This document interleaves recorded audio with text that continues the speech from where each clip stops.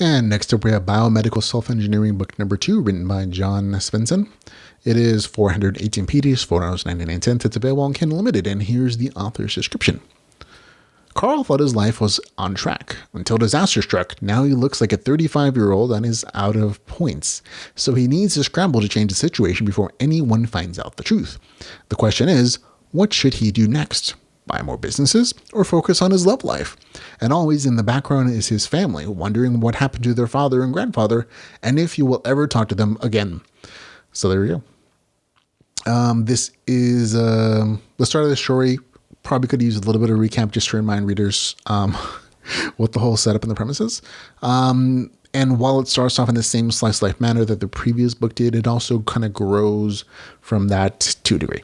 In book 1, the progression system was fresh in that the main character got points for his RPG upgrade system by touching people and getting DNA samples. So a lot of the first book was focused on learning about how it worked, how he could adapt it to his own goals, whatever those goals or questions may be, and how to collect those points. And while that was an interesting system and it felt kind of fresh and different, the main character had very few obstacles, which in the story, which made his endeavors feel less triumphant when he was successful. It didn't delete them entirely. It's still like, I'm happy you succeeded, but it didn't feel like there was really any challenges or opponents to his endeavors or successes. So while that didn't make it straight and interesting, it kind of took away from that feeling of success that you want for your characters that you're reading about. In book 2, the author seems to really have gone out of his way to change that and to throw more problems in the main character's path that he has to overcome.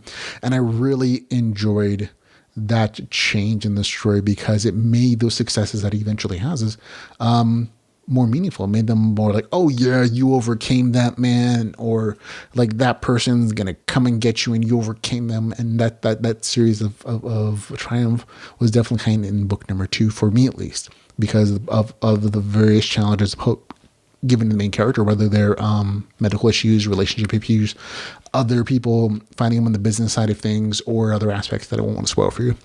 And I like the story just a little bit better because of that. There are a few things that did bug me in the story.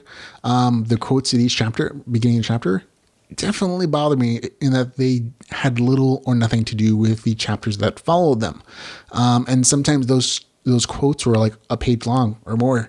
And I was like, oh, is this an essay on the banks and money systems? That doesn't have anything to do with the story in any way, shape, or form. Maybe their commentaries they're supposed to be foreshadowing or something, but they didn't work for me. And ended up skipping some of the longer ones. And even the short ones that I read, I was like, oh, that's an interesting quote.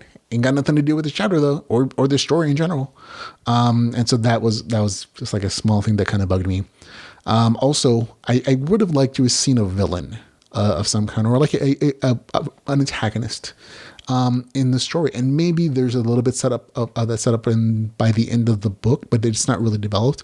And so for the most part, the problems the main character overcomes are just like things in his way, but there's no like villain who's opposing him for any of the things he's doing in the story.